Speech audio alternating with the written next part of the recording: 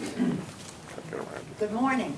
Good morning. Good morning. It is a personal and official privilege to welcome Senator or Chairwoman Barbara Boxer back to the House side of the Capitol, especially so that we can salute her for her leadership on the transportation bill, which we are here to support.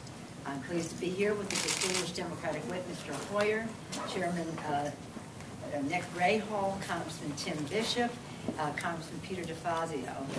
We have come together to call upon House Republicans to act on America's top priority, the creation of jobs. The Democrats are putting this opportunity on the table, demanding a vote on the bipartisan transportation bill, which passed the Senate last week, 74 to 22. We want all members of the House to go on record. Do they want to create jobs, or do they want to destroy jobs? Once again, we have a scenario where there's bipartisan agreement in the Senate, overwhelming, 74 Democrats and Republicans agreeing on a transportation bill under the leadership of Chairwoman Boxer and Senator Inhofe, the ranking member of her committee, the Republican ranking member of the committee.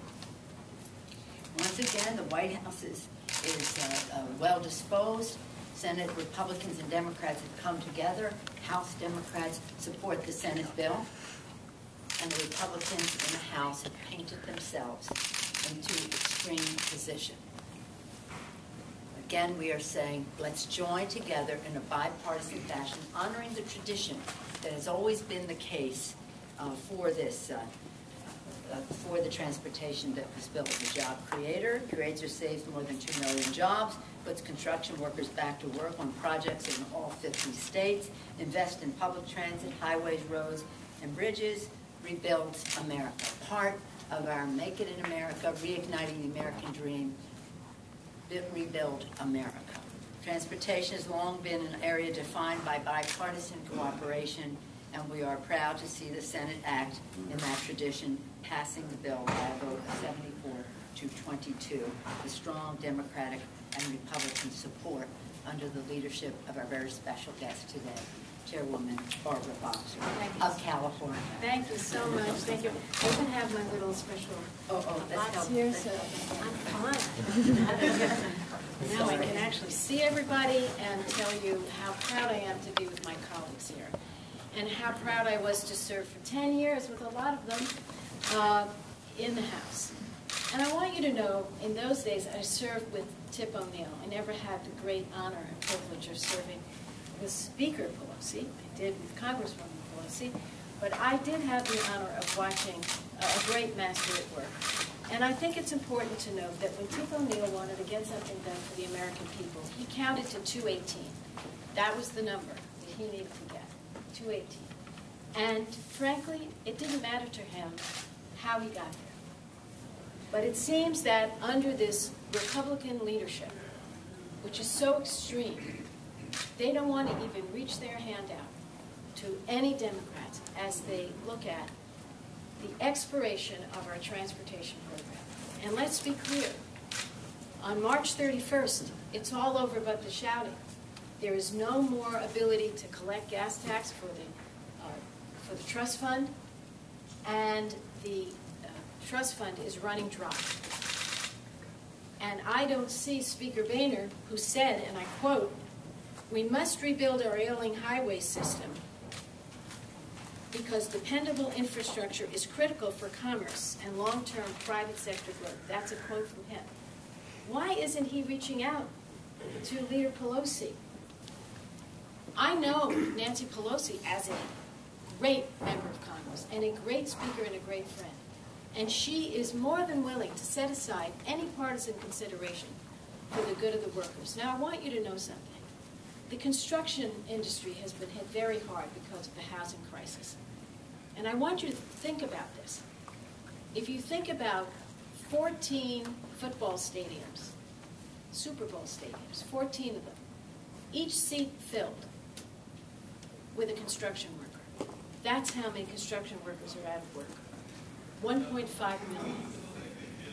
And you need to know that our bipartisan bill, and I'm so grateful to Senator Inhofe and many other Republicans and Democrats in the Senate, because of our work, we not only protect 1.9 million jobs, but we create up to 1 million new jobs.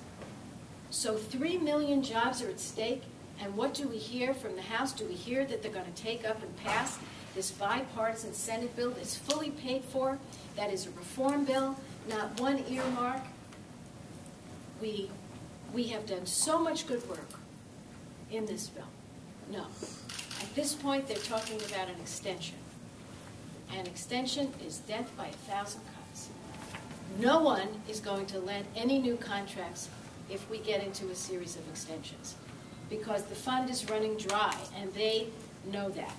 So I'm going to speak another about 3 minutes, and then I'm going to have to leave shortly because I have to chair a hearing with Lisa Jackson over in the Senate side.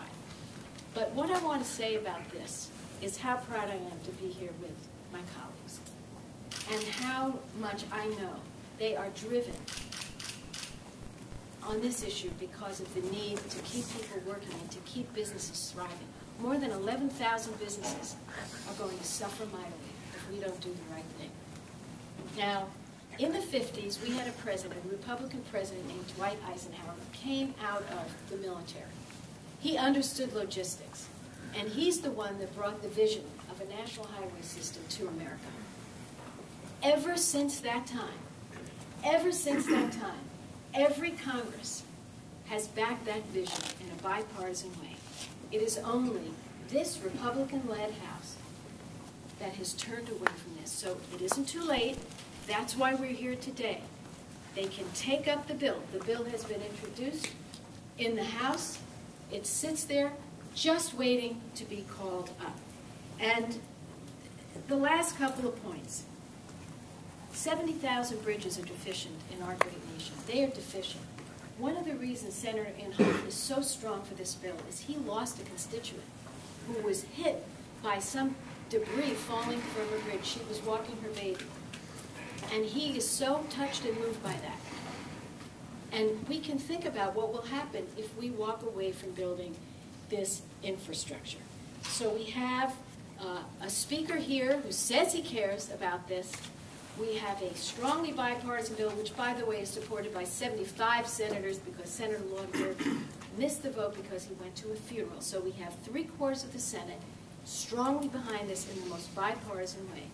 Our message today is take the bipartisan bill and pass it. And let's give solace to 3 million workers, to thousands and thousands of businesses, and also send a message to the people of this country that we understand that to have a thriving economy, we need an infrastructure that is second to none. And I thank the speaker so much for inviting me today. Order? Leader?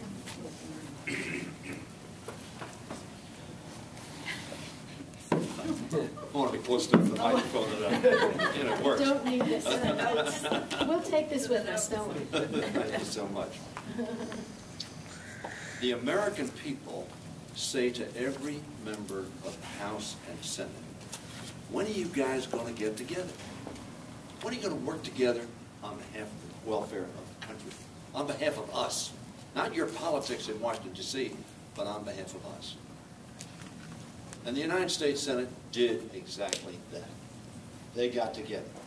They brought a wide range of ideology together for a common purpose. And that common purpose, as Congresswoman Boxer, with whom I had the honor of serving in the House, and now chair. Former Congresswoman. Now Senator. Well, did you forget that? well, she has been demoted, but I didn't want to mention that. Oh, I know. Let's not go there. We're not going to get into that fight. The fact of the matter is that Senator Boxer and Senator Inhofe, representing a broad spectrum of ideological thought, came together and for the good of the people, for building jobs, for growing our economy, for making sure that our infrastructure was in place to encourage commerce, as John Boehner says it will do, and sent a bill to the House of Representatives with 3/4 of the Senate, but half of the Republicans voting for that bill. Wasn't it? So I say to the American people, look, we have gotten together.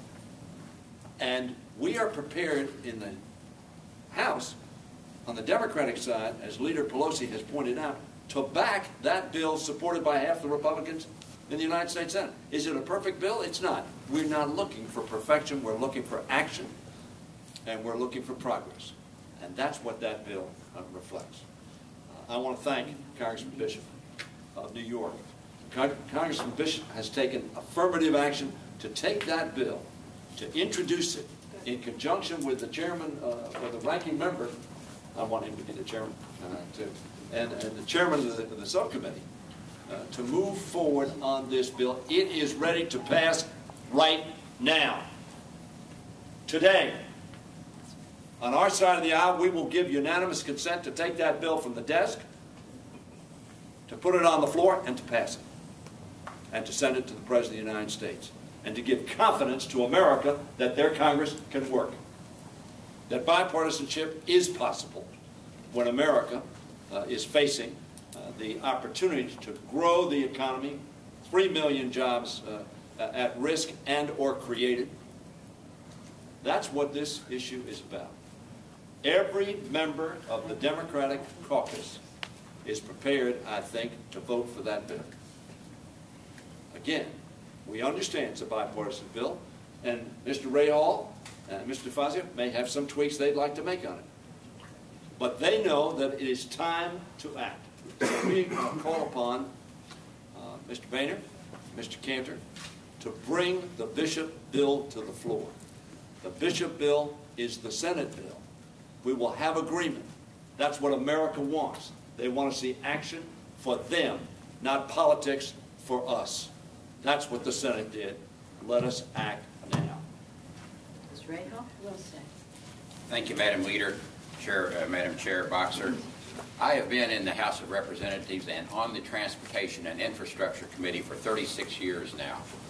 And during that time, every bill that we have produced through that committee, and I've been involved in every major transportation bill during that 36-year time frame, every bill has been produced in a bipartisan fashion, whether it was a Republican chairman or a Democratic chairman.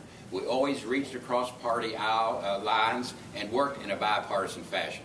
The current Speaker of the House, it should be noted, has never, during his tenure in the House of Representatives, voted for a transportation bill, even when there were 6 votes against it in the House of Representatives. When we had such bipartisan bills, John Boehner was on that board as a no. So today we do have a bipartisan bill, and it's not always in, as Steny Hoyer knows, it's not always in the House that we praise the other body, that we're happy to work with them. But in this case, we praise the United States Senate for what they have produced. A truly bipartisan bill, 74-22. That bill has been introduced in the House of Representatives by our colleague Tim Bishop of New York. It has been designated by Leader Pelosi as H.R. 14. Guess what that means? It means it's twice as good as H.R. 7, the bill that the Republicans are peddling. They still continue to hold out that they can get the votes for H.R. 7, which, by the way, is decimated by their own budget, by the Ryan budget. It decimates even H.R. 7. It totally slashes transportation spending. It puts more Americans out of work, and it's just unreal, the situation that the my way or the highway approach of a certain segment of the Republican Party has given us today. That's why we can't work together. So I do think it's time that we take this golden opportunity to take up the Senate bill, and that we do it with none of the drama that the other side would attach to it. We could send it to the President, he would sign it. The White House is on board. The Senate, in a bipartisan fashion, is on board. Americans need these jobs, and H.R. 14 will provide these jobs to the American people. Let's not forget, this is the start of the construction season, right now, today, not 90 days from now. Today is when the contracts have to be let, when the American workers have to be told whether they're going to have a job in 90 days or not. We cannot keep kicking the can down the road. And that's what this Republican leadership is proposing in this 90-day extension. They want to continue to peddle their my way or the highway plan that they've been pursuing. It's very dangerous. It's dangerous for the country. We could have a long-term bill right away, bring up H.R. 14. We call upon the Republican leadership. Let's vote on it today. Let's send it over to the Senate, or rather to the White House, and have the White House sign it. Now, I know we could talk about hypotheticals today until we're blue in the face, but we are today prepared to bring up a bill, a bipartisan bill, and pass it in the House of Representatives that will put Americans to work, that will get America's economy, continue the upward path upon which our economy is proceeding. Thank you. Thank you. First, let me associate myself with the remarks of all of my colleagues and thank Leader Pelosi and Ranking Member Rahal and Ranking Member DeFazio for their leadership on this very important issue. Not even 24 hours ago, I introduced H.R. 14 in the House of Representatives, the Senate bill. It already has 93 co-sponsors. I'm confident by the end of the day that we will have virtually all of the Democratic caucus signed on as co-sponsors. Not a single Republican has signed on. And there's we House Democrats are about finding jobs for the American people and helping put this country back to work. There's 3 million jobs wrapped up in the Senate bill, and we must act. We simply must act. We keep hearing from our Republican colleagues that that's what they're concerned about as well. If they really were concerned about it, they would be joining us in moving the Senate bill so that we can have some certainty here. And let's just look at the dynamic here. The White House is on board, Senate Republicans are on board, Senate Democrats are on board, House Democrats are on board, House Republicans are not. We've seen this movie before. This is a repeat of the payroll tax deduction or the payroll tax reduction debate that we had in late December. We're on board, they are not. One last thing. We also have heard from our Republican colleagues about certainty, about how important it is to give the American people certainty, to give American small businesses certainty. 90-day extension does not come close to providing the kind of certainty that our small businesses need, and most of all, our workers need. As Mr. Rahal said, we've got construction workers who want to know if they're going to have a job in 90 days. That's a perfectly reasonable aspiration. The solution is right here before us. We need to move H.R. 14, and we need to pass it and get it to the President's desk so we can put this country back to work together. Thank you. Peter DeFazio from Oregon, former chairman of the Surface Transportation Subcommittee, now ranking member. As Senator Boxer said earlier, we have had a tradition since Dwight David Eisenhower, who built a national highway system. It has always been a bipartisan goal and objective. We had another Republican president, Ronald Reagan, who decided that transit was an integral part of our national transportation system, and he put it into the trust fund. We even had the George Bush administration, when the Republicans controlled the House and the Senate, who wrote the current bill under which we're rebuilding our infrastructure, Safety Loop. It has never been a partisan issue. But in this Congress, the Republicans decided to try and experiment. What if we could turn transportation into a partisan issue? Well, I would say that they've proven that that's a really stupid idea, and it isn't working. They're a little bit schizophrenic at best. Back in November, they were going to pass a bill, and it was going to be their signature jobs bill. They were going to do it in January. In February, Speaker Boehner was forced to go before the Tea Party contingent in his caucus and say, this is not a jobs bill. This is not about jobs. Now they say, well, we just want to do H.R. 7. They've been trying to get the votes for their partisan bill for 6 weeks in their caucus. They say, well, maybe another 3 months and we can get the votes. They're not going to get the votes.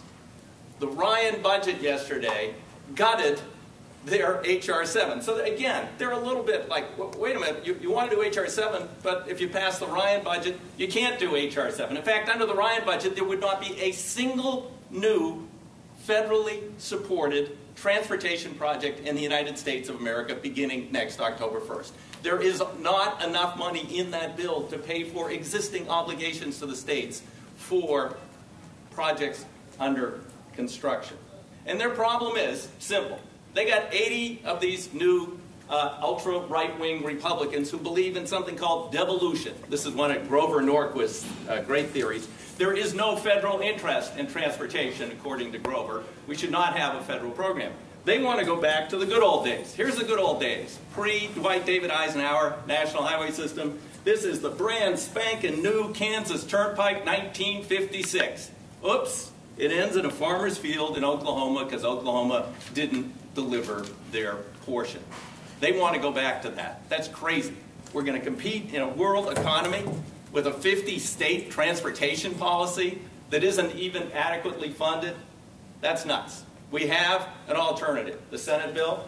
The Senate bill is solid. It would improve on current administration of the program, simplify things, streamline things, and would continue current levels of funding, unlike the dramatic cuts that Paul Ryan and the Republicans are proposing. Take up the bill and pass it and send it to the President. It's very, very simple. Question? As you know, House Republicans have introduced a 90-day extension. Do you anticipate Democrats rejecting that extension when it comes up next week? Democrats right now are for H.R. 14, which I said is twice as good as H.R. 7. That's the bipartisan Senate bill that has wide support, not only in the Senate, but in the House of Representatives and at the White House. That is what we are asking the Republican leadership to bring up today. Bring up the Senate bill. But will you vote against the extension? I'm not prepared at this time to say that I will vote for that. We need to bring up the Senate bill on the House floor. That's what the American people want. That's what means jobs now, not jobs 90 days from now. We need to bring up the Senate bill. All right. Thanks, guys. I mean, just to follow up on that, it seems like they've already moved forward on their own direction. They've already announced that they're moving forward on this 90-day bill. I know you guys are out here advocating. They still have the option to bring up the Senate bill. They can bring it up any time. Would you allow the program to expire on March 31st? We are prepared to vote for the bipartisan Senate bill today, right now. We're ready to go to the floor now and vote for it. Remember, under the Ryan budget, the program expires on October 1st. Under their 90-day extension, we're going to run out of money probably a little before October 1st because there's no new funding in the 90-day extension. It not only creates uncertainty, it jeopardizes the future of the Highway Trust Fund. So they're giving us a road to nowhere. Another thing that's about to expire is the Ex-Im Bank. Are Democrats taking a position on that? Or? I can't respond. All right, guys. Thanks, guys. No, yeah.